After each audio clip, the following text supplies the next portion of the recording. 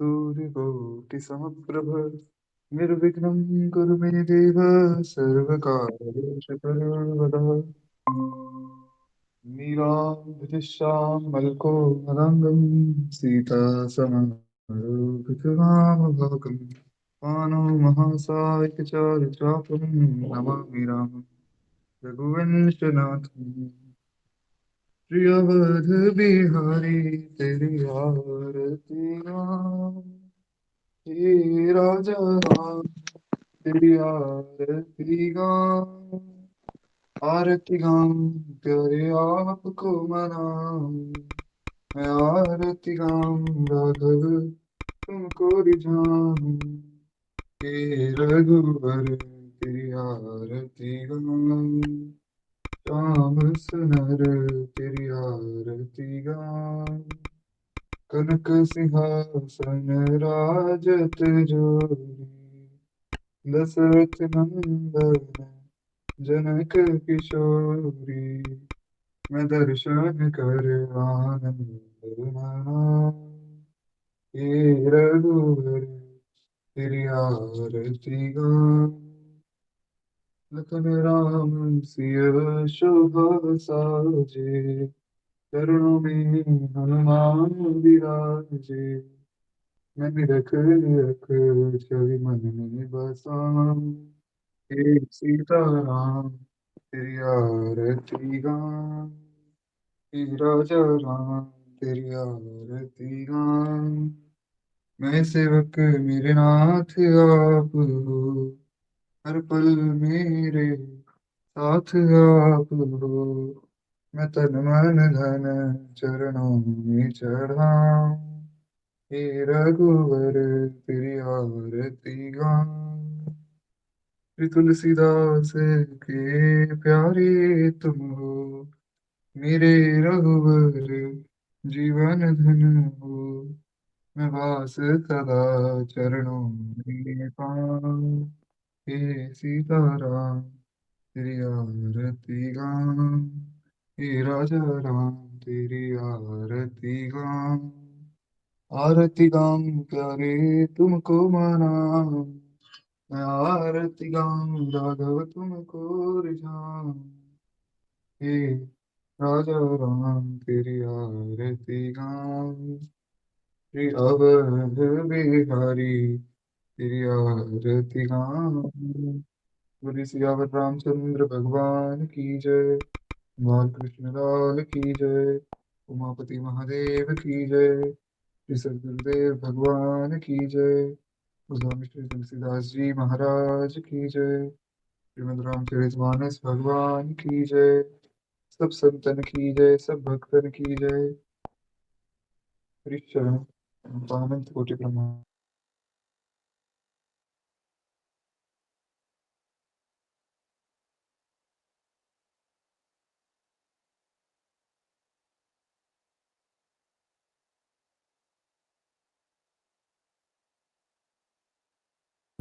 स्वामी राम सखा रामचंद्र सर्वस्व मय रामचंद्र दयालु। नान्यं जगमेव जाने न जाने। बंधुं सिय के प्राण प्रिय सुषमा शील निधान।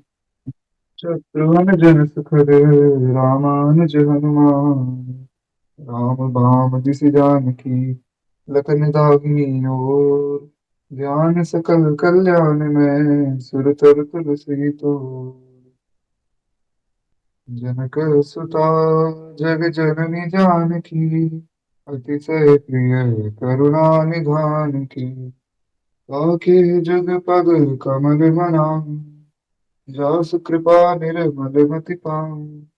ताके जुग पग कमल बनाऊं। जासु कृपा निर्मल मति पाऊं। अमृत बलधामं हेमशैलावदेहं अनुजवन् कृशानं ज्ञाननामाग्रगण्यं सकलगुणनिधानं वानराणामधीशं रघुपति प्रियभक्तं वातजातं नमामि। वन्दं श्री तुलसी के चरण जिनकी नमो जग काज। कलि समुद्र बूढ़त लखेउ प्रगटेउ सब पे जहाज। श्री तुलसीदास के पद कमल बार बार सिरनाए। मैं गाऊं गुन सिया राम के, हनुमत होए सहाय। लेत सदा सुदीन की, सहज दया के धाम। जानकी जनक अनुभव के, प्रभु श्री सीताराम। जिन विधि नाथ होय हित मोरा, करहु सो बेगिरात मैं तोरा। भक्ति भक्त भगवंत गुरु, चतुर नाम बपु एक। इनके पगवंदन किए, तो नासत विघ्न अनेक। हरिश्चरण अनंतानि कोटि ब्रह्मांड नायक, भक्त वत्सल अशरण शरण कालीन करुणावरनाथे। भगवान श्री सीताराम की महती कृपा करुणा से हम आप सब मानव जी का शब्द लाभ दे रहे हैं। एक बार प्रेम से बोलिए, जय जय श्री सीताराम। तो कथा प्रविष्ट करने से पहले थोड़ा हम माता के पंचम स्वरूप के बारे में सुनेंगे। आज इस स्वरूप के बारे में हम सुनने वाले हैं। स्वरूप बड़ा सुंदर है, स्कंद माता का स्वरूप, जिन्हें विद्या की देवी भी कहा जाता है, और ज्ञान और विवेक दोनों ही हमें उनसे मिलता है। देखिए, ज्ञान के साथ साथ विवेक होना बहुत जरूरी है। ज्ञान तो रावण में भी था, पर रावण के पास विवेक नहीं था, उसके कारण उसका विनाश हो गया था। तो इसलिए ज्ञान के साथ साथ विवेक होना भी बहुत आवश्यक है।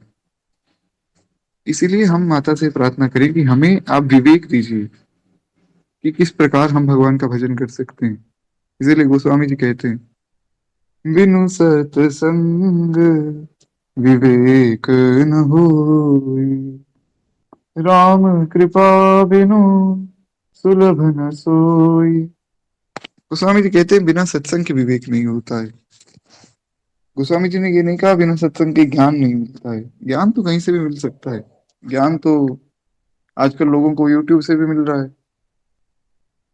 तो यूट्यूब पे आजकल लोग ये सुन लेते हैं कि एक व्यक्ति कुमार विश्वास, उन्होंने कह दिया जी रामायण का उत्तरकांड गलत है, आप इसको पढ़ना छोड़ दो। और लोगों ने कुमार विश्वास की बात मान ली, और सब लोग इस मूर्खता में आ गए कि वाल्मीकि रामायण का उत्तरकांड तो गलत है, भगवान ने सीता जी का त्याग ही नहीं किया। तो ऐसे मूर्ख लोगों से बचा जाए, और स्कंद माता से प्रार्थना की जाए कि हे माँ, आप हम पर कृपा करके हमें विवेक दीजिए कि किस प्रकार हम भजन में लगें, किस प्रकार हम भगवान की भक्ति करें। तो ये विवेक होना बहुत जरूरी है। फिर एक बार प्रेम से बोलिए, श्री स्कंद माता की जय। तो बहुत सुंदर कथा है। पहाड़ों पर रहकर सांसारिक जीवों में नवचेतना का निर्माण करने वाली स्कंद माता नवरात्रि में 5वें दिन इनकी पूजा अर्चना की जाती है। कहते हैं कि इनकी कृपा से मूढ़ भी ज्ञानी हो जाता है, मूर्ख से मूर्ख व्यक्ति भी ज्ञानी हो जाता है।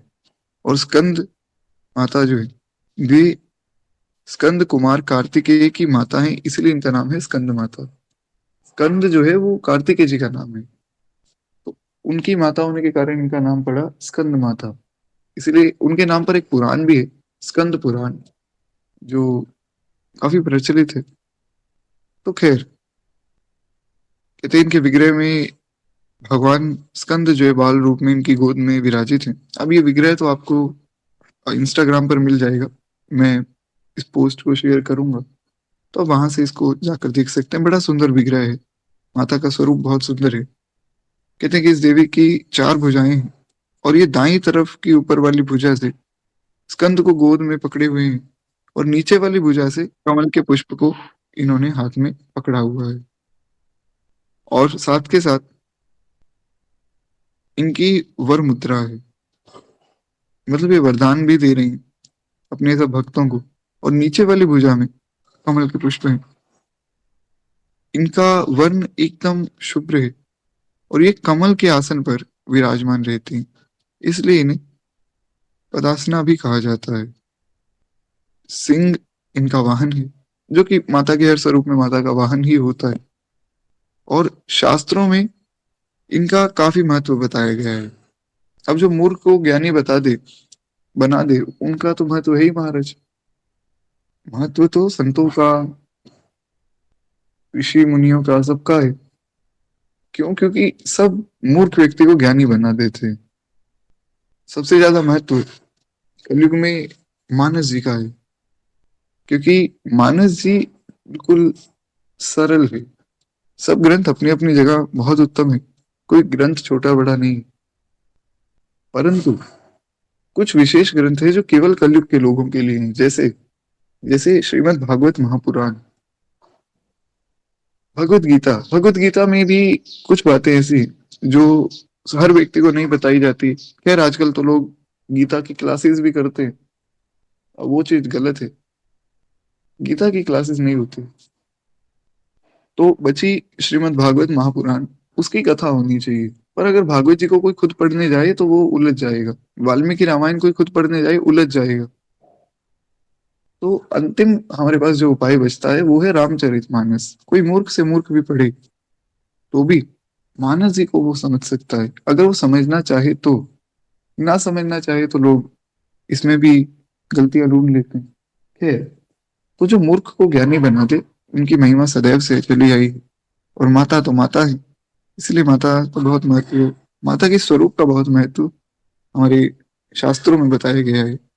इनकी उपासना से भक्त की सारी इच्छाएं पूरी हो जाती, भक्तों को मोक्ष मिलता है। और सूर्य मंडल की अधिष्ठात्री देवी होने के कारण इनका उपासक अलौकिक तेज और कांतिमय हो जाता है। अतः मन को एकाग्र रखकर और पवित्र रखकर इस देवी की आराधना करने वाले साधक या भक्त को भवसागर पार करने में कोई कठिनाई नहीं आती है। बहुत ध्यान से सुनिएगा। मन को एकाग्र रखकर और पवित्र रखकर देवी की आराधना करने वाले साधक या भक्त को भवसागर पार करने में कोई कठिनाई नहीं आती। कुछ ऐसे लोग हैं जो ऐसी बातें करते हैं। देखो जी, आप अगर किसी माता के या शिव जी के भक्त हो तो आप भवसागर से पार नहीं हो सकते। ऐसा नहीं है। हाँ ठीक है, हम तो खैर वैष्णव बने, हमारा भजन भगवान के प्रति हो, वो बात ठीक है। और अगर कोई भगवान शिव का भक्त है या कोई माता का भक्त है तो उनकी हम निंदा ना करें कि तुम भवसागर से पार नहीं हो सकते या तुम्हें मुक्ति नहीं मिलेगी। ये सब बातें नहीं करनी चाहिए। हम यहाँ किसी की निंदा करने या किसी के इष्ट के प्रति कुछ गलत कहने नहीं बैठे। अपना भजन करना चाहिए, क्योंकि सब रूपों में ठाकुर जी हैं। कोई किसी की भी आराधना करे, अच्छी बात है। हाँ, अब कोई साईं की आराधना करने लग जाए, उस व्यक्ति को टोकना चाहिए, वो बात गलत है। खैर, कहते कि उनकी पूजा से मोक्ष का मार्ग सुलभ हो जाता है। और ये देवी विद्वानों और सेवकों को पैदा करने वाली शक्ति है। यानी कि जो भी इनका भक्त हो जाता है वो विद्वान हो जाता है, और सेवा का भाव भी उसमें आ जाता है। कहते हैं, चेतना का निर्माण करने वाली है। कालिदास द्वारा रचित रघुवंशम महाकाव्य और मेघदूत रचनाएं स्कंद माता की कृपा से ही संभव हुई। कालिदास जी सबसे महान कवियों में से एक थे। कालिदास की रचनाएं बहुत सुंदर है महाराज, पर वे रच तभी पाए थे जब माता स्कंद माता की कृपा हुई। ऐसी रचनाएं कोई साधारण मनुष्य नहीं कर सकता है, जैसे कालिदास जी ने की। रघुवंशम महाकाव्य ऐसा सुंदर ग्रंथ है कि उसे कोई एक बार पढ़े तो उसे पता लगे कि क्या क्या व्याकरण की सुंदरताएं हैं, किस किस प्रकार जो शब्दों को लिखा जा सकता है। कोई विद्वान व्यक्ति ही उसे पढ़ सकता है। तो कुछ इस प्रकार माता की कृपा जब किसी पर होती है तो वो विद्वान हो जाता है। एक बार प्रेम से बोलिए श्री संग माता की जय। स्कंद माता का स्वरूप बहुत सुंदर है। हम भी यही आराधना करें कि हमें भी भगवान का भजन प्राप्त हो। और एक छोटा सा पद हम वीर पत्रिका से सुने, उसके बाद हम हमारी कथा में प्रवेश करेंगे। और अब इस पद की ज्यादा व्याख्या की आवश्यकता नहीं, क्योंकि व्याख्या तो हम कल ही सुन चुके हैं। तो अभी केवल हम पद सुनते हैं। और हो सके तो आप मन ही मन जो है मेरे पीछे पीछे दोहराइए, नहीं तो ध्यान से आप सुनेंगे भी तो भी काम बन जाएगा। बड़ा सुंदर पद गोस्वामी जी लिखते हैं। जय जय जग जननी देवी सुर नर मुनि असुर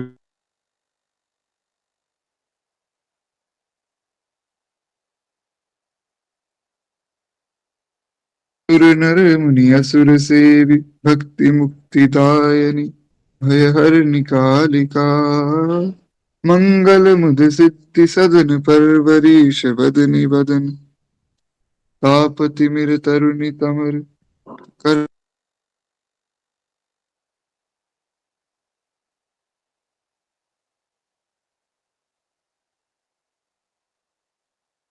दायनी भय हरनि कालिका वर्ण चर्म कर कृपान शूल शेल धनुष बाण धरणी दल निदानव दल रन करालिका जय जय जग जननी देवी सुर नर मुनि असुर सेवी भक्ति मुक्ति दायिनी भय हरनि कालिका पूतना पिशाच प्रेत डाकिनी शाकिनी समेत भूत ग्रह बेताल खग मृगाली जालिका जय जय जग जननी देवी सुर नर मुनि असुर सेवी भक्ति मुक्ति दायिनी भय हरनि कालिका जय महेश भामिनी अनेक रूप नामिनी समस्त लोक स्वामिनी हिम शैल बालिका जय जय जग जननी देवी सुर नर मुनि असुर सेवी भक्ति मुक्ति दायिनी भय हरनि कालिका रघुपति पद परम प्रेम तुलसी यह अचल नेम देहु हुए प्रसन्न पाहि प्रणत पालिका जय जय जग जननी देवी सुर नर मुनि असुर सेवी भक्ति मुक्ति दायिनी भय हरनि कालिका मंगल मुद सिद्धि सदन परवरीश ईश वदन तापति मिर तरुण तरण किरण मालिका जय जय जग जननी देवी सुर नर मुनि असुर सेवी भक्ति मुक्ति दायिनी भय हरनि कालिका एक बार प्रेम से बोलिए श्री दुर्गा माता की जय। खैर, अब हम हमारी कथा में प्रवेश करते हैं। कल की कथा में हम सुन रहे थे कि किस प्रकार एक राजा थे जिनका नाम था सत्यकेतु। सत्यकेतु जी बहुत धर्मात्मा राजा थे। सत्यकेतु जी धर्म का पालन किया करते थे, अपने बच्चों को भी धर्म की शिक्षा देते थे। इसलिए उनके जो दोनों पुत्र थे वे भी धर्म में निपुण थे और धर्म का आचरण ही भी लोग करते थे। तो उनके दो पुत्र थे, जिसमें बड़ा पुत्र था प्रताप भानु और छोटा पुत्र जो था उनका नाम था अरिमर्दन। अब हुआ क्या कि 50 साल की आयु हुई। सत्यकेतु जी को लगा कि अब मुझे चलना चाहिए। 50 साल की आयु के बाद व्यक्ति को भजन में लग जाना चाहिए। कुछ लोग ऐसे होते हैं जो कहते हैं कि बचपन में भजन नहीं करना चाहिए, ये तो बुढ़ापे का काम है। तो जो लोग बचपन में इस कारण से भजन नहीं कर पाए, ऐसी मूर्खता भरी बातें जो लोग करते हैं, तो कम से कम उन्हें 50 साल की उम्र के बाद तो करना ही चाहिए। वैसे तो बचपन से ही भजन होता है, पर नहीं तो अभी उम्र निकल गई तो कोई बात नहीं, 50 साल के बाद भी हम भजन कर सकते हैं। भजन का कोई समय नहीं। आप बालक हैं, आप बड़े हैं, जवान हैं, वृद्ध हैं, कोई भी हो, भजन सबके अधिकार में है। तो खैर, महाराज सत्यकेतु ने सोचा कि अब मेरी आयु बढ़ती जा रही है, अब मुझे तपस्या करने के लिए वन में जाना चाहिए। तो उन्होंने अपना सारा राज्य अपने बेटे प्रताप भानु को दे दिया और खुद वन में चले गए। प्रताप भानु बहुत प्रतापी राजा हुए। प्रताप भानु ने बहुत से युद्ध किए और सब राजाओं से युद्ध जीतकर वे पूरी सृष्टि के एक छत्र राजा बन गए। एक बार की बात है, प्रताप भानु जी शिकार पर गए थे और शिकार जैसे ही वे करने गए उन्हें वहां पर एक शुक्र मिला, एक सुअर मिला और उसका शिकार वे करना चाहते थे। मैंने पहले भी बताया था, शिकार उन्हीं जानवरों का किया जाता था जो बहुत ज्यादा भयानक होते थे या जिनसे बाकी सब जानवरों को खतरा होता था। तो उन्होंने उस शुक्र का शिकार किया और शिकार करना चाहा, मतलब शिकार करने के जब वे उसके पीछे पीछे दौड़े तो वो इधर उधर भागता भागता एक गुफा में जा छिपा। और जब राजा प्रताप भानु ने उस गुफा में जाने का प्रयास किया तो वो जान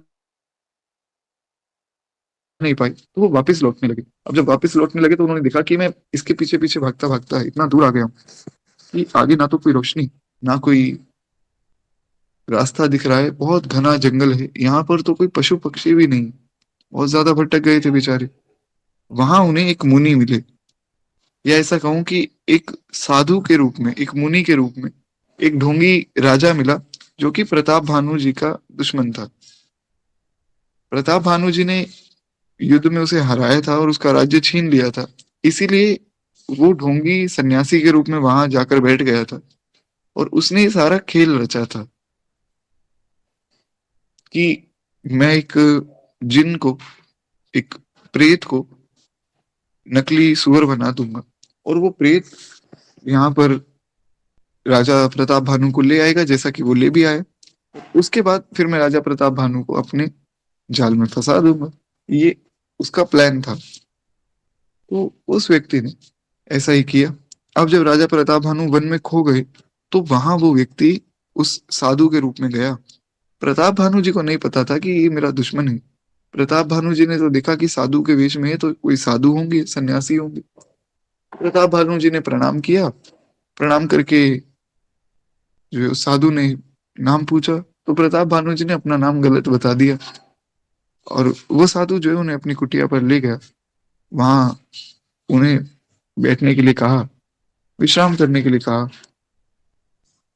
तो कहता है, निसा घोर गंभीर बन, पंथ न सुनहु सुजान, बसहु आज अस जान तुम, जायऊ होत बिहान। हे सुजान सुनो, कंगोर रात हो गई, घना जंगल है, रास्ता है नहीं। तो ऐसा करो, आप आज रात यहाँ रुक जाओ, कल आप सुबह सुबह निकल जाना। ऐसा उस साधु ने राजा प्रताप भानु को कहा। राजा प्रताप भानु ने सोचा ये बात भी सही है। आज तो मैं उस शुक्र का शिकार करने के लिए लालच में इतना दूर आ गया था, ना तो मैं शिकार कर पाया, और अच्छा हुआ ये सन्यासी मिल गए, वरना मैं तो भटक जाता। तो ठीक है, जैसा आप कहते हैं महाराज, मैं ऐसा ही करता हूँ।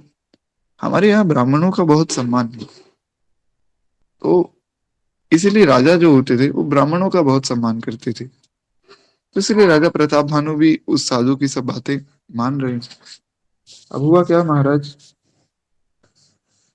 कि राजा ने अपनी सच्चाई बताना चाहिए, पर राजा ने कहा कि हे प्रभु, आप बुरा मत मानिएगा, आप मेरे पिता के समान है, मैं आपके बेटे के समान हूँ।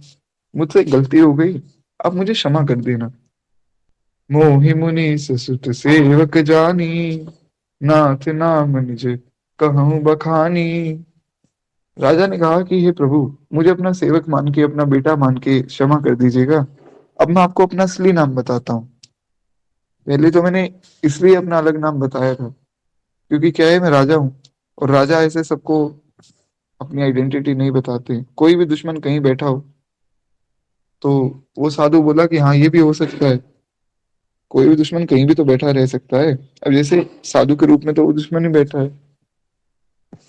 तो राजा बोले, अब मैं आपको अपना असली नाम बताता हूँ, और विस्तार से सारी कथा भी आपको सुनाता हूँ। और आप मुझे अपने बारे में बताइए कि आप कौन हैं, यहाँ आप कैसे रहते हैं। आप थोड़ा सा अपने बारे में भी मुझे बताइए, कि आप इस घने जंगल में अकेले रहते हैं, पर क्यों? ऐसा क्या है जो आप हम सब की तरह आम घर में नहीं रहते? तो कृपया करके मुझे वो सब बातें बताइए। राजा ने जो है उसको पहचाना नहीं, पर वो राजा को पहचान गया था। उसका तो सारा प्लान ही था, तो वो तो राजा को पहचान ही गया था। अब राजा शुद्ध हृदय था, कपट वगैरह राजा करता नहीं था, इसलिए वो उसकी चतुराई को समझ नहीं पाया। राजा का हृदय बहुत शुद्ध था। जो निर्मल हृदय के व्यक्ति होते हैं, वो कपट आदि से दूर रहते हैं। कलयुग में तो खैर कोई भी निर्मल हृदय का नहीं, पर जो लोग थोड़े भोले होते, उनके साथ कपट नहीं करना चाहिए। वैसे तो किसी के साथ भी नहीं करना चाहिए, पर भोले लोगों के साथ तो बिल्कुल भी नहीं करना चाहिए, क्योंकि उनका रक्षण भगवान करते हैं।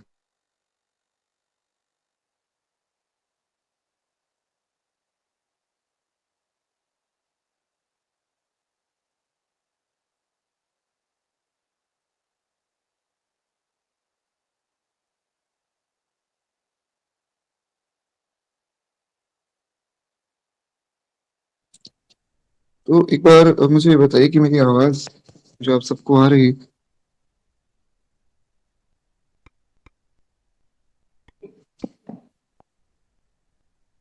जी, तो मैं क्षमा प्रार्थी हूँ। थोड़ी सी दिक्कत बस आज आज तक की। कल मैं नया वाईफाई लगवा रहा हूँ, मतलब चेंज करवा रहा हूँ। तो उससे शायद फिर ऐसी कोई दिक्कत नहीं आएगी। कल से तो हमारी कथा वैसे ही चलेगी जैसी डेली चलती है। तो हम सुन रहे थे कि किस प्रकार वो व्यक्ति राजा के साथ छल कर रहा है। वह शत्रु अपने राज्य सुख को समझ करके दुखी था। उसको तो ये था कि राजा ने मेरा राज्य ले लिया, तो वो इस कारण से बेचारा बहुत दुखी था। और उसकी छाती आमे की आग से सुलग रही थी, यानी कि अंदर ही अंदर वो जल रहा था बदले की आग से। वो राजा से किसी प्रकार बदला लेना चाहता था बस। तो इसलिए राजा के वचन सुन के, अपने वैर को याद करके, वह हृदय में हर्षित हो गया। और वह कपट में डूबकर बड़ी युक्ति के साथ बोला, अब देखिए, जो भी इंट्रोडक्शन ये अपना देगा, ये सब झूठा है। इसीलिए संतों की परीक्षा नहीं ली जाती। और ध्यान से सुनिएगा, संत की परीक्षा कभी भी नहीं लेनी चाहिए। क्यों? क्योंकि अगर हम संत की परीक्षा लेने जाएंगे, तो कोई भी संत ऐसा नहीं है जो अपनी बड़ाई चाहता है। तो संत तो खुद को असंत करने में लग जाएंगे। किसी संत को ये पता लग जाए कि आप उनकी परीक्षा ले रहे हैं, तो वो आपके सामने जान के ऐसा आचरण करेंगे कि आपको लगे कि नहीं, ये तो संत हो ही नहीं सकते। और अगर किसी ढोंगी को ये पता लग जाए कि आप परीक्षा ले रहे हैं, तो वो व्यक्ति जान के ऐसा आचरण करेगा कि आपको लगेगा कि इनसे बड़ा तो कोई संत है ही नहीं। तो इससे होगा क्या कि जो असंत है वो हमें संत दिखाई देगा, और जो सच में संत है उसमें हमें ऐसा लगेगा कि ये तो बहुत ही बुरा व्यक्ति है। इसीलिए संतों की परीक्षा नहीं लेनी चाहिए। ठीक है, किसी संत के प्रति आपका भाव नहीं है तो आप दूर हो जाइए, पर परीक्षा मत लीजिए। जैसे बागेश्वर धाम में जो महाराज जी, उनकी परीक्षा लेने बहुत से लोग गए। हालांकि ताकि है तमक, ताकि और को, गोस्वामी जी ने एक बड़ा प्यारा पद लिखा है इन्हें पत्रिका जी में, जिसमें वे कहते हैं कि जो हनुमान जी की शरण में, उसका तो कोई बाल भी बांका नहीं कर सकता है। वो बात तो बिल्कुल अलग है। हनुमान जी के भक्तों को तो कोई कुछ कह ही नहीं सकता है। इसलिए बागेश्वर धाम वाले जो महाराज जी, उन्हें कोई कुछ नहीं कह पाए। जाको है सब भांति भरोसो, कपि केसरी किशोर को, ताकि है तम की ताकि और को। पर इससे हुआ क्या कि कुछ ऐसे लोग हैं जिन्होंने उन पर प्रश्न उठाने शुरू किए, और उसके कारण कुछ ऐसे लोग हैं, सभी नहीं, बहुत कम ऐसे लोग हैं जो उन्हें एक ठग मान रहे हैं। और जो सच में जो ठग है, जैसे ओशो है, सदगुरु है, या ये अन्य पंथों के लोग हैं, तो इन लोगों को लोग सही मान रहे हैं। इसलिए संतों की परीक्षा नहीं होती। खैर, यहाँ पर अब हुआ क्या कि ये ठग है और राजा ने इनकी परीक्षा ली, तो ये ठग तो अच्छा बनेगा। तो अच्छा बनने के लिए क्या कहता है कि हे राजन, अब हमारा नाम भिखारी है, क्योंकि हम निर्धन हैं और अनिकेत हैं। मेरा नाम तो भिखारी है, मेरे पास तो कोई धन नहीं है, अनिकेत हूँ, घर द्वार नहीं है मेरे पास। राजा ने कहा कि जो आपके सदृश विज्ञान के निधान और सर्वथा अभिमान रहित होते हैं, वे अपने स्वरूप को सदा छिपाए रखते हैं। वही बात हुई जिसका डर था। राजा ने कहा कि आप तो एक सच्चे संत हैं, क्योंकि सच्चे संत कभी भी अपना असली रूप किसी के सामने प्रकट नहीं करते हैं, चुप कर रहते हैं। जैसे गोस्वामी तुलसीदास जी से कोई पूछता था कि गोस्वामी जी, आप तो कितने बड़े भक्त हो। गोस्वामी जी कहते थे कि मैं कहाँ भक्त हूँ, अरे, जिन तन दियो ताहि बिसरायो, ऐसो नमक हरामी मौसम, कौन कुटिल खल कामी मौसम। गोस्वामी जी से कोई पूछता था तो गोस्वामी जी कहते थे कि मेरे समान तो कोई कुटिल खल कामी है ही नहीं, मैं तो बहुत बुरा व्यक्ति हूँ। तो जो सच्चे संत हैं वो अपने रूप को छिपा लेते हैं। मेरा तो ऐसा मानना है कि गोस्वामी जी की महिमा तो अभी तक संसार जान ही नहीं पाया है। क्या अद्भुत महिमा गोस्वामी जी की थी। विलक्षण संत थे महाराज। खैर, एक बार प्रेम से बोलिए गोस्वामी तुलसीदास जी महाराज की जय। भक्त वत्सल भगवान की जय। तो कहते हैं कि हे प्रभु, आप तो अपने रूप को छिपा रहे हैं, क्योंकि कुवेश बनाकर रहने में ही सब तरह का कल्याण होता है। नहीं नहीं, देखिए ऐसा मत सोचिए कि मैं कोई अपने रूप को छिपाता हूँ, मैं तो खैर हूं ही ऐसा। तो मैं तो सत्य बताता हूँ, वो तो संतों का काम है। खैर, कहते हैं कि इसी से तो संत और वेद जो है पुकार कर कहते हैं कि परम अकिंचन ही भगवान को प्रिय है। जो परम अकिंचन होते हैं वो भगवान को बहुत प्रिय होते हैं। अब परम अकिंचन का अर्थ क्या है, थोड़ा सा मैं स्पष्ट करूं। क्योंकि परम अकिंचन वो होते हैं जिनको कुछ भी नहीं चाहिए, जिनके पास ना तो कुछ है और ना ही कुछ चाहिए।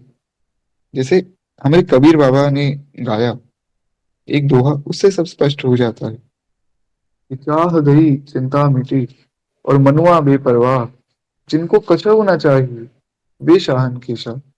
जिनको मान सम्मान, धन, घर, कपड़ा, रोटी कुछ भी नहीं चाहिए, वे हैं परम अकिंचन। हाँ, मिल जाए भगवान की दया से बहुत कृपा है, ना मिले तो भी बहुत कृपा है। जो ऐसे भक्त होते हैं वो भगवान को बड़े प्रिय होते हैं। उनके पास तो भगवान सदैव रहते हैं। तो ऐसा ही राजा ने कहा कि आप तो मुझे परम अकिंचन दिखते हैं, इसलिए आप अपने रूप को भी छिपा रहे हैं। आप तो भगवान के सबसे प्रिय भक्त हैं। कहते हैं कि आप सरीखे निर्धन, भिखारी और गृहहीन को देखकर ब्रह्मा और शिव भी ये संदेह में हो जाते हैं। अब खैर, इन बातों का मैं ज्यादा विस्तार नहीं करूंगा, क्योंकि सामने वाला व्यक्ति संत नहीं है। अगर वो संत होता तो मैं अवश्य ही उनकी महिमा गाता, पर वो सामने वाला ढोंगी, तो ज्यादा हम नहीं सुनेंगे। बस जल्दी जल्दी आगे बढ़े। जो सिसो सितव चरण नमामि, मुंह पर कृपा करी अब स्वामी। कहते हैं आप जो हो सो हो, यानी कि आप जो कोई भी हैं, मैं आपके चरणों में नमस्कार करता हूँ। हे स्वामी, मुझ पर कृपा कीजिए। और अपने ऊपर राजा की स्वाभाविक प्रीति और अपने विषय में उसका अधिक विश्वास देखकर उस व्यक्ति ने और एक नया प्लान बनाया। उसे लगा कि देखो, ये तो मेरी बड़ाई कर रहा है। जो मूर्ख व्यक्ति होता है वो बड़ाई से खुश हो जाता है। भगवान गीता में कह रहे हैं कि जो बड़ाई में खुश हो जाए, किसी की तारीफ हुई, खुश हो गया, वाह जी वाह, खूब आनंद है। और अगर किसी को थोड़ा सा कुछ कह दिया जाए तो लोग बहुत बुरा मान जाते हैं। इसीलिए मैंने आजकल कहना छोड़ दिया। पहले क्या है, मैं थोड़ा ऐसा ताने वगैरह मार दिया करता था कि आप भजन नहीं कर रहे हैं, कथा नहीं सुन रहे हैं, संसार में हम डूबे हुए हैं, कोई अच्छी बात तो नहीं।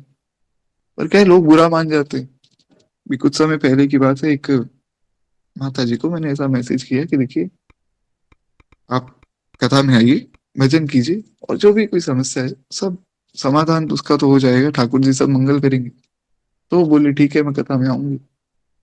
2 दिन बाद मेरे पास उनका मैसेज आया। उन्होंने कोई स्क्रीनशॉट भेजा कि उनके कोई मित्र हैं जिन्होंने ऐसा कह दिया कि तुम तो भक्त हो ही नहीं, तो तुम भगवान का नाम कैसे ले रही हो।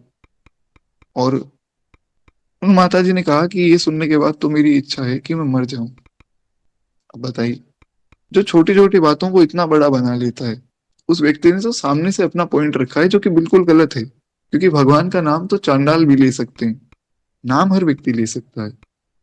अब उस बात को समझने की जगह कि ये बात गलत कही गई है,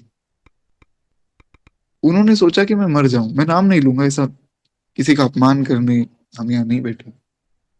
मैं केवल एक एग्जांपल दे रहा हूँ कि जो ऐसी छोटी छोटी बातों को बहुत बड़ा बना लेता है, उस व्यक्ति को भक्ति नहीं मिलती। भक्ति तो उसको मिलती कि आवत हर्ष न जात सनेहु, राम भगत कर लक्षण एहु। हमारे काग भुषुंडी जी कहते हैं, कितनी सुंदर बात, कि जिसको कुछ पाने का हर्ष ना हो और खोने का गम ना हो, वो है भगवान का सबसे प्रिय भक्त। राम भगत कर लक्षण एहू। राम भक्त का ही सबसे बड़ा लक्षण है। तो भगवान गीता में भी यही बात कह रहे हैं कि अर्जुन, सुख दुख में समान रहो, हानि लाभ में समान रहो, मान अपमान में समान रहो, सर्दी गर्मी में समान रहो। जो है सब ठाकुर जी की कृपा है। सुख आ रहा है, ठाकुर जी की बड़ी कृपा है। दुख आ रहा है, उसमें बड़ी कृपा है महाराज। एक पूज्य संत हुए, अभी की घटना है, ज्यादा पुरानी नहीं। वृंदावन में मलूक पीठाधीश्वर महाराज जी को आप सबने कभी ना कभी देखा होगा। नहीं तो आपने मेरी रील्स में तो देखा होगा, मैं सब संतों की रील्स अपलोड करता रहता हूँ, उसमें पूज्य पाद श्री मलुक पीठाधीश्वर महाराज जी की रील्स भी मैं काफी अपलोड करता हूँ। तो उनके जो गुरुदेव थे, पूज्य पाद श्री भक्तमाली श्री गणेश दास जी महाराज।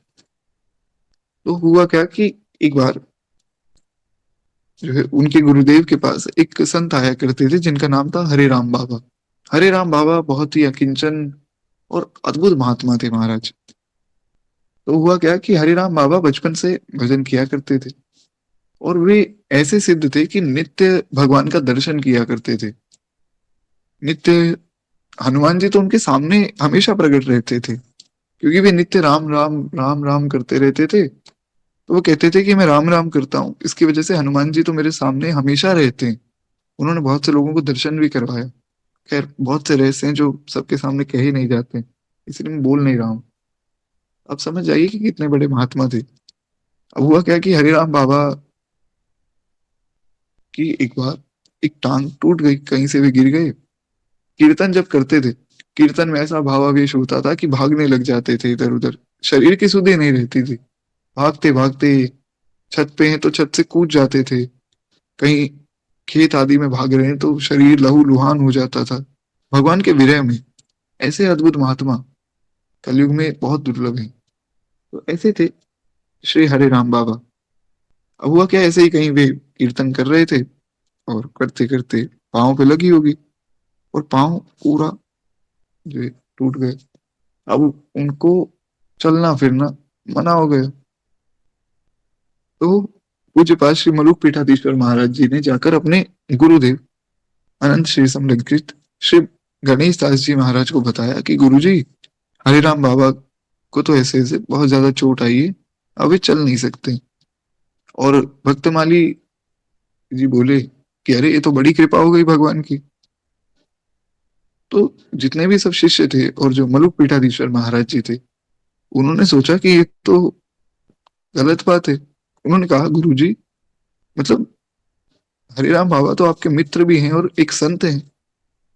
एक संत का पाँव टूट गया और आप कह रहे हैं बड़ी कृपा है।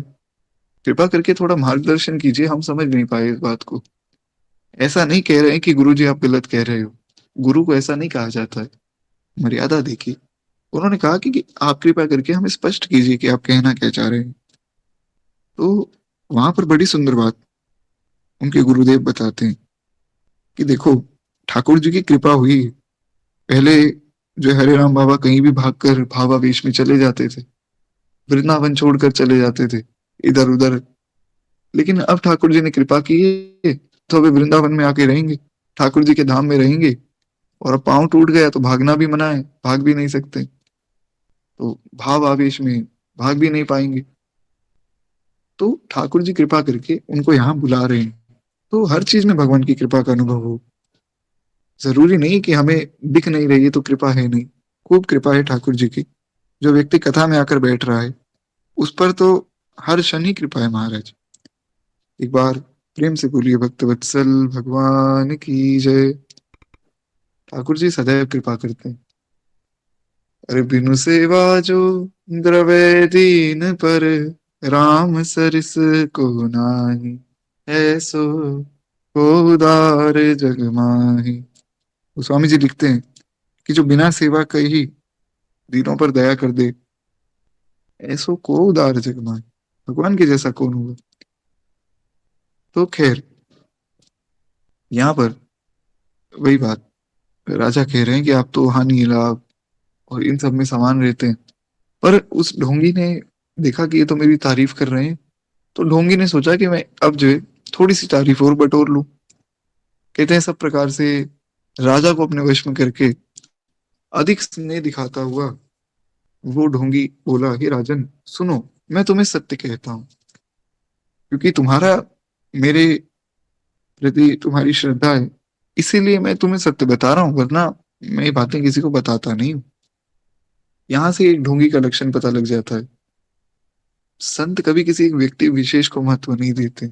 ये बहुत प्यारी बात है, थोड़ा सा समझना है इस बात को।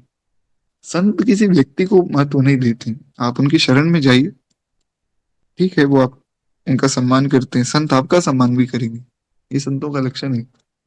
और भगवत स्वरूप जानकर आपको खूब आशीर्वाद देंगे, खूब बढ़िया से जो आपकी सेवा भी स्वीकार कर लेंगे।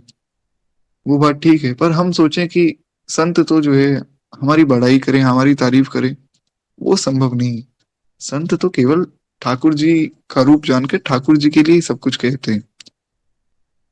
लेकिन यहाँ पर इस व्यक्ति ने राजा को महत्व दे दिया। राजा को समझ जाना चाहिए था कि जो मुझे महत्व दे रहा है भगवान को छोड़ के, वो संत नहीं हो सकता है। भक्त वही है जो भगवान को महत्व दे। बहुत से ऐसे नास्तिक दर्शन है जो भगवान को नहीं मानते, तो क्योंकि वो वेदों के निंदक हैं, तो इसलिए उनकी बात हमें सुननी नहीं चाहिए। जैसे बौद्ध दर्शन, गौतम बुद्ध आए, उन्होंने कहा जी ईश्वर ही नहीं, और लोगों ने उन्हें भगवान मान लिया। गौतम बुद्ध कोई भगवान नहीं, भगवान का बुद्ध अवतार तो अलग था। उस पर मैं एक बढ़िया रील बनाऊंगा किसी दिन। तो जो भगवान की बात करे केवल उसी के पास हम रहे, जो भगवान से दूर करना चाहे उसे छोड़ दें, सिंपल सी बात है। लेकिन राजा जो इस बात को समझ नहीं पाए, राजा ने कहा जी आप मुझे बताइए, ये मुनि आप कौन हैं, आपका क्या नाम है, आप यहाँ क्यों रहते हैं, आपके बारे में क्या क्या रहस्य की बातें हैं, वो सब आज आप मुझे कृपा करके सब बताइए। तो उसने कहा कि अब तक ना तो कोई मुझे मिला है और ना ही मैं अपने रूप को किसी को प्रकट करता हूँ, क्योंकि लोक में प्रतिष्ठा और सम्मान है, तो वो तो मुझे जला डालती है। ये लोक की प्रतिष्ठा और सम्मान हमें जला देता है। जो एक बार सम्मान पाने के लिए जिस मार्ग में आ जाता है, फिर वो और सम्मान चाहता है। फिर उस व्यक्ति को थोड़ा सा कुछ कह दिया जाए कि आप ये काम गलत कर रहे हैं या आपने ये बात गलत बोली, तो व्यक्ति बहुत ज्यादा परेशान हो जाते हैं। इसीलिए कभी भी सम्मान के पीछे नहीं भागना चाहिए। जो सम्मान है वो ठाकुर जी का है, हमारा कोई सम्मान नहीं है। सो सब तब प्रताप रघुराई, नाथ न कछु मोर प्रभुताई। जो है सब ठाकुर जी का है महाराज। खैर, तो कहते हैं तुलसी देखी सुबेश भूलहि, मूढ़ न चतुर नर, सुंदर के कही पेखु, बचन सुधा सम असन अहि। तुलसीदास जी कहते हैं कि सुंदर वेश देखकर मूढ़ नहीं, चतुर मनुष्य भी धोखा खा जाते हैं। ऐसा उसने साधु का वेश बनाया था, तो इसमें कोई राजा की गलती नहीं है। हम ये ना सोचें कि कहीं राजा पहचान नहीं पाया। ऐसा वेश बनाया था कि मूर्ख तो छोड़िए, मूर्ख तो जो है चंगुल में फंस ही जाते हैं। राजा कितना बड़ा धर्मात्मा है, भक्त है, कितना बड़ा ज्ञानी है, वो भी ऐसे पाखंडी के चक्कर में पड़ गया। तो गोस्वामी जी कहते हैं सुंदर मोर को देखो, उसका वचन तो अमृत के समान है, पर आहार सांप। मोर दिखने में बड़ा सुंदर है। अभी कुछ समय पहले मैं जयपुर गया हुआ था एक विवाह में। वहां पर रास्ते में हमने कुछ मोर भी देखे। दिखने में मोर बहुत सुंदर लगता है, पर मोर का आहार क्या है? खाता है सांप। इतना जब नाचता है तो तब भी बड़ा सुंदर लगता है, बोलता है तब भी बड़ा सुंदर लगता है। सबको लगता है वाह जी वाह, मोर बड़ा अच्छा है। और जब उसका भोजन देखते हैं तब सबकी श्रद्धा खत्म हो जाती है। ये तो सांप खा रहा है। कलयुग में भी ऐसे कुछ ढोंगी पाखंडी लोग हुए, मैं नाम नहीं लूंगा किसी का भी, व्यासपीठ से किसी की निंदा हम नहीं करेंगे, पर ऐसे ढोंगी पाखंडी लोग हुए जिनको लोग बहुत मानते थे, और बाद में जब पता लगा कि ये तो पाखंडी है, तो उसके बाद लोगों की श्रद्धा ही खत्म हो गई। अभी कुछ साल पहले की घटना है, आप सबको याद होगा। एक व्यक्ति थे जिनको जिन पर आरोप लगा और पुलिस जिनको पकड़ कर ले गई। तो वे महाराज खुद को संत भी कहते थे और फिल्म भी बनाते थे, गाने भी गाते थे।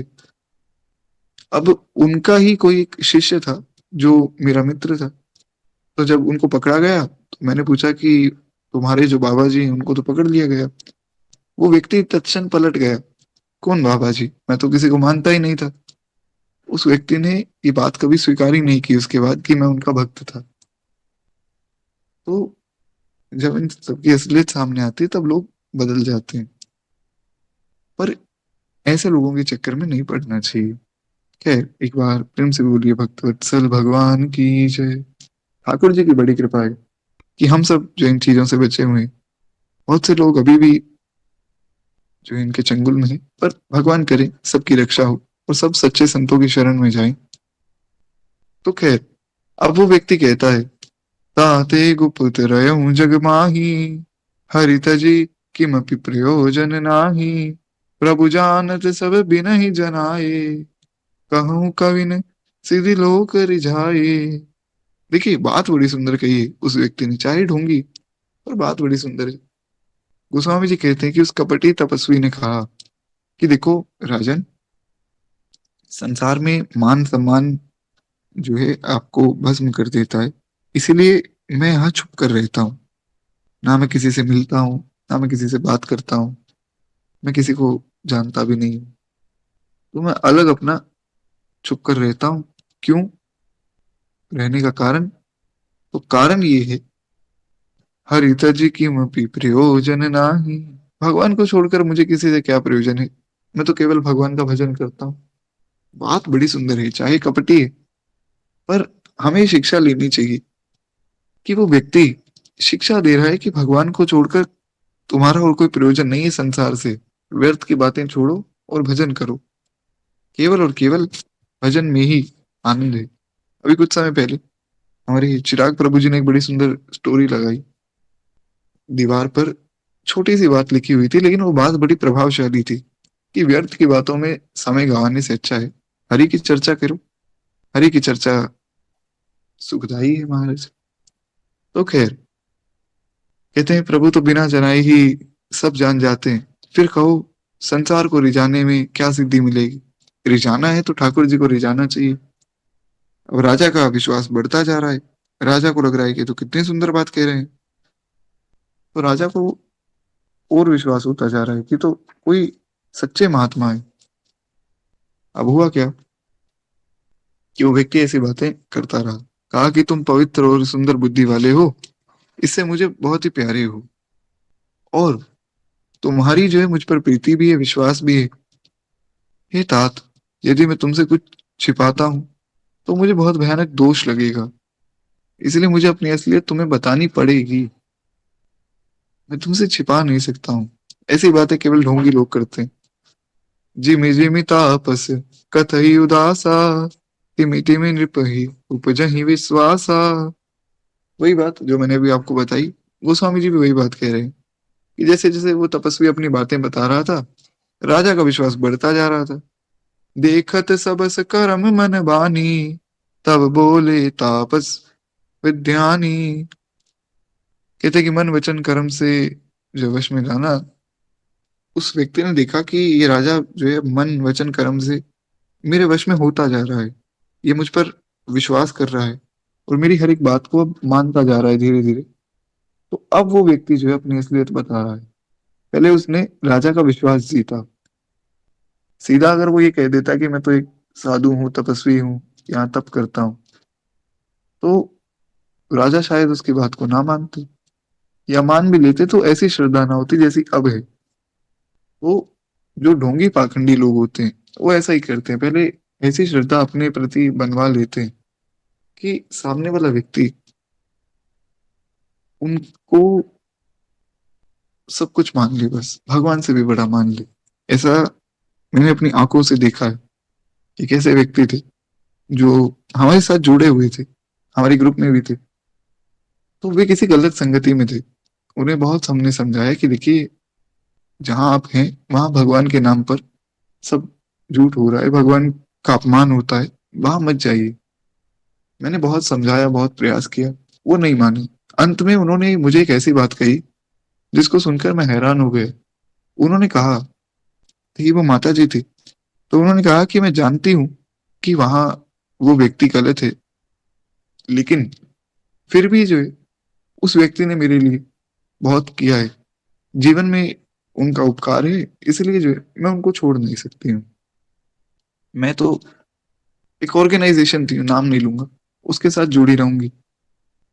तो मैंने कहा, देखिए, हमें तो ठाकुर जी से मतलब होना चाहिए। कोई व्यक्ति हमारे लिए थोड़ी कुछ करता है, ठाकुर जी करते हैं।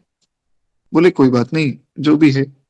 उसके बाद फिर मैंने बात की ही नहीं। मैंने वहां बात बंद कर दी थी, जैसा आपको करना है उचित है। पर मैं ये बात आपको क्यों सुना रहा हूँ कि हम ऐसे लोगों से बचें, क्योंकि ऐसे लोगों को समझाने का कोई अर्थ ही नहीं। बहुत से लोगों को समझाने का प्रयास किया है, तब जाकर ये बात समझ आई कि समझने वाला कोई नहीं। इसीलिए केवल उनको समझाया जाए जो समझना चाहते हैं।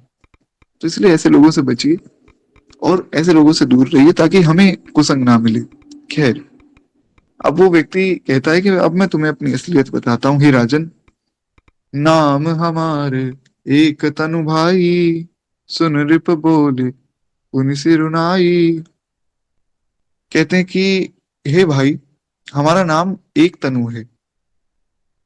ये सुनकर राजा ने फिर से सिर नवाया और कहा कि मुझे जो है अपना अत्यंत अनुरागी सेवक जानकर अपने नाम का अर्थ भी बताइए। एक तनु नाम तो मैंने कभी सुना ही नहीं। अब एक तनु तो हमारे लिए भी नया सा नाम है। तो राजा ने कहा कि हे प्रभु, आप मुझे अपने नाम का अर्थ बताइए। तो उस कपटी मुनि ने कहा कि देखो, जब सबसे पहले सृष्टि की उत्पत्ति हुई, तभी मेरी उत्पत्ति हो गई थी। तब से मैं फिर दूसरी देह धारण ही नहीं की, इसलिए मेरा नाम हो गया एक तनु, एक तन वाला। अब देखिए, इतना बड़ा झूठ तो कोई भी नहीं बोल सकता है। कोई संत जो सच में ऐसे होंगे वो भी ये बात नहीं कहेंगे कि जब सृष्टि हुई तब से मैं इस संसार में रहता हूँ। क्योंकि सृष्टि कब हुई ये किसी को पता ही नहीं। भगवान ने कब सृष्टि की वो कोई नहीं जानता है। जो अनंत है सो अनंत है। हम अनुमान लगाते हैं, लोग कहते हैं, देखिए, इतने बिलियन ईयर्स पहले ये अर्थ बनी और सब क्रिएशन हुई। वो तो इस कल्प में हुई ना, उससे पहले अनंत कल्प तो बीत चुके हैं, आगे अनंत कल्प आएंगे। इसीलिए सृष्टि की उत्पत्ति कहाँ से हुई ये कोई नहीं जानता है। पर हाँ, सबसे अच्छी बात यह है कि हम ये जानते हैं कि किसने की। तो जिसने की उसके भजन में हम लग जाएं। तो राजा को यहाँ समझ जाना चाहिए था कि ये तो कोई पाखंडी है जो झूठ बोल रहा है। पर राजा बात पर विश्वास कर रहे थे। राजा ने विश्वास कर लिया कि शायद सत्य बोल रहे हो सकता है कि ऐसे महात्मा हो कि जब से सृष्टि हुई है तब से भजन ही कर रहे हैं। कहते हैं, हे पुत्र, मन में आश्चर्य मत करो। ऐसा मत सोचना कि क्या बात मैंने कह दी। अरे, तपस्या से कुछ दुर्लभ नहीं है। तुम तप करो, तुम भी ऐसे हो सकते हो। तप के बल से ब्रह्मा जगत को रचते हैं। तब से ही जो विष्णु संसार का पालन करते हैं, और तप ही के बल से रुद्र संहार करते हैं। तप करो, तप करो। ऐसी बातें जो पाखंडी लोग होते हैं बहुत ज्यादा ज्ञान की बातें करते हैं। जैसे कल मैंने एक रील लगाई थी, स्टोरी थी। एक व्यक्ति है ओशो, वो बता रहे हैं उस रील में कि द्रोणाचार्य एक बहुत ही गंदा नाम है। क्यों? क्योंकि उन्होंने एकलव्य को शिष्य नहीं बनाया, क्योंकि एकलव्य शूद्र था। ऐसा कहीं कोई वर्णन नहीं, ये सब मूर्खता है जो कि ऐसे मूर्ख लोग फैलाते हैं। उन्होंने ना कभी रामायण पढ़ी ना महाभारत पढ़ी, बस सुन लिया और उसको अपने मन से बात को समझ लिया। एकलव्य को द्रोणाचार्य जी ने शिष्य क्यों नहीं बनाया, उसका कारण ये था। एकलव्य निषादों का राजा था। एकलव्य के पिता निषादों के राजा थे, और निषादों के राजा होने के कारण उनका उत्तराधिकारी था एकलव्य, और पिता की मृत्यु हुई तो एकलव्य राजा बन गए। अब वो एकलव्य जो था वो था इन लोगों का दुश्मन, वैरी। और अगर वैरी को वो शिक्षा देंगे तो इनके शिष्यों को खत्म कर देगा। इसीलिए एकलव्य को शिक्षा नहीं दी गई। और भी बहुत से कारण हैं। एक कारण ये है कि वो अपात्र था। अपात्र व्यक्ति को शिक्षा नहीं दी जाती। मैं बैठकर यहाँ पर अगर वेदों का पाठ करने लग जाऊं और किसी ऐसे व्यक्ति को सुना दूं जो आसुरी प्रवृत्ति का है, तो वेदों में तो ये भी लिखा है कि अमुक यज्ञ में बलि दी जाती है, वो जाकर बलि देने लग जाएगा। तो इसलिए हर चीज पर, हर वस्तु पर हर व्यक्ति का अधिकार नहीं। जो उस बात को समझ सकता है उसे ही बात बतानी चाहिए, तो वो अधिकारी नहीं था। इसलिए, और लोग कहते हैं अंगूठा मांग लिए। धनुर्विद्या में अंगूठे की कोई बहुत खास जरूरत नहीं है। तीर चलाया जाता है 2 उंगलियों से। खैर, बहुत सी चीजें, वहां हम नहीं जाएंगे। कहने का भाव ये है कि जो बहुत ज्यादा ज्ञान देने लग जाते हैं, समझ जाना चाहिए कि वो ढोंगी है। वास्तव में जो संत है, सच्चे संत आपको ज्ञान नहीं देंगे। पूज्यपाद श्री प्रेमानंद जी महाराज आजकल बहुत ज्यादा फेमस है। वो इतने फेमस हैं कि जो नास्तिक लोग हैं वो भी उन्हें देखते हैं। तो अच्छी बात है, संतों को तो देखना ही चाहिए। अच्छा है, किसी ना किसी बहाने लोग उन्हें सुन रहे हैं तो उनके माध्यम से भजन में लग रहे हैं। तो पूज्यपाद प्रेमानंद जी महाराज को आप कभी भी ध्यान से सुनिए, वो कभी आपको बहुत ज्यादा ज्ञान की बातें नहीं बताएंगे। इतने चक्र होते हैं, ऐसा तप किया जाता है, वो कहते हैं कि बढ़िया भैया, राधा राधा करो, नाम जप करो। जो भी नाम आपको भाई, राम नाम, कृष्ण नाम, राधा नाम, शिव नाम, जो अच्छा लगे आप भजन करो। वे ना तो कहीं किसी में भेद करते हैं। कुछ भक्त आए, उन्होंने कहा कि हम शिव भक्त हैं। महाराज जी बोले शिव जी की भक्ति कर लो, बढ़िया है भैया। एक व्यक्ति आए, उन्होंने कहा मैं माता दुर्गा का भक्त हूँ, वे बोले माता दुर्गा की भक्ति कर लो, सब रूप में ठाकुर है। सच्चे संत भी बहुत ज्यादा ज्ञान की बातें नहीं करते, वो तो सार दे देते हैं। जैसे गोस्वामी जी, गोस्वामी जी से किसी ने पूछा कि आप एक लाइन में बता दीजिए कि क्या करना चाहिए क्या नहीं करना चाहिए। गोस्वामी जी ने कहा, जब गोस्वामी जी देह त्याग कर रहे थे तो उन्होंने लिख दिया कि लाखन में एक बात तुलसी बताए जात, अपनों कल्याण जो चाहो तो राम राम कीजिए। बस भैया राम राम करो, तुम्हारा कल्याण है। कोई बहुत सी साधनाएं, सिद्धियां कुछ नहीं बताया गोस्वामी जी ने। तो यहाँ से हम संतों की पहचान कर सकते हैं। है, कहते हैं कि संसार में कोई ऐसी वस्तु नहीं है जो तब से ना मिल सके। राजा को सुनकर और आश्चर्य हुआ, राजा और विश्वास कर रहा है। राजा ने सोचा ये तो बहुत सुंदर बात है। वो तपस्वी पुरानी कुछ कथाएं कहने लगा, कुछ मन से बनाई हुई, कुछ लिखी हुई। तो उसने बहुत सी कथाएं कही कि देखो ऐसे ऐसे तब से क्या क्या हुआ। उसने बहुत सी बातें बनाई। खैर, आगे कहता है कि कर्म और धर्म अनेकों प्रकार के इतिहास कहकर वो वैराग्य और ज्ञान का निरूपण करने लगा। सृष्टि की उत्पत्ति, पालन और संहार की अपार आश्चर्य भरी कथाएं भी कही। अब अपने मन से बना ली। अब देखिए, मैं यहाँ बैठकर आप सबको कहूं कि मैं तब से हूं जब से सृष्टि बनी थी। आपने ना अभी तक मुझे देखा, तो ऐसा फिजिकली आपने नहीं देखा है। और प्रभु कृपा से मुझ अधम के मुख से भगवान की कथा कहलवा रहे। तो आप में से कुछ लोग विश्वास कर लेंगे कि क्या पता ये सच में ऐसे हो, कथा भी कह रहे हैं। दिखने में ऐसा लग रहा है कथा तो कहने वाले ठाकुर जी, पर ऐसा जो दिखने में लग रहा है उसके बेस पर क्या पता आपने विश्वास कर लिया। अब आपने विश्वास कर लिया और मैं आपको बैठकर कहता रहूं कि मैं आपको बताता हूँ सृष्टि कैसे हुई थी, मैंने अपनी आंखों से देखा है। और मैं कुछ भी मन से बता दूं तो आप विश्वास कर लेंगे, उसमें कोई बहुत बड़ी बात नहीं है। तो वैसा ही ये व्यक्ति ऐसा कह रहा है, उसने मन से बहुत सी बातें बता दी कि महाराज सृष्टि ऐसे ऐसे रची, मैंने तो अपनी आंखों से देखी है, तो मैं इसलिए तुम्हें सुना रहा हूँ। ऐसे ऐसे सृष्टि को रचा गया, भगवान प्रकट हुए, फिर भगवान ने ब्रह्मा जी को प्रकट किया, ब्रह्मा जी को कहा तप करो। तप करके ब्रह्मा जी ने सारी सृष्टि बनाई, मनु और शत्रुपा आए, कर्दम ऋषि आए, उन्होंने फिर आगे संसार बढ़ाया। और ऐसी बातें जो शास्त्रों से अलग भी नहीं है, ऐसा नहीं कि कुछ भी बोल दिया, क्योंकि राजा भी ज्ञानी था, तो कुछ भी तो नहीं बोला जा सकता है। तो बहुत सी बातें बनाकर उस व्यक्ति ने राजा को अपने वश में कर लिया। राजा को कोई आश्चर्य भी नहीं हुआ। राजा को लगा कि शायद सच में ऐसा होगा, और राजा सुनकर उस तपस्वी के वश में हो भी गया। आपन नाम कहन तब लायो, तब जो है वे उसे अपना नाम बताते हैं। तब राजा ने कहा कि अब मैं आपको अपना असली नाम बताता हूँ। पहले मैंने अपना नाम छिपाया था, हे भगवान। राजन, मैं तुमको जानता हूँ। लेकिन वो तपस्वी कहता है कि मैं तो तुम्हें जानता हूँ। तुम्हें क्या लगा मुझे पता नहीं लगा था? मैं तुम्हें जानता हूँ। अरे, जो व्यक्ति सृष्टि की उत्पत्ति से यहाँ पर है, मुझ जैसे महात्मा को बताने की आवश्यकता थोड़ी है। अब उसने जो है दो चार बातें और बता दी राजा के बारे में, क्योंकि वास्तव में वो कोई साधु तो था नहीं। वास्तव में तो वो राजा का शत्रु था, और वो सारी बात जानता था। तो उसने सारी बात बता दी कि तुम ऐसे ऐसे इस देश के राजा हो, ऐसे ऐसे तुम्हारा राज्य है, तुमने इन इन सब राजाओं को जीता है, पूरी सृष्टि के एक छत्र तुम ही राजा हो अभी, तुम्हारे जो ऐसी ऐसी संतानें हैं, ऐसी तुम्हारी पत्नी है, सब बातें। और राजा जो है चरणों में गिर गया। राजा ने कहा ये तो बड़ी अच्छी बात बता दी। आजकल ऐसे ही बहुत से लोग जो घूम रहे हैं।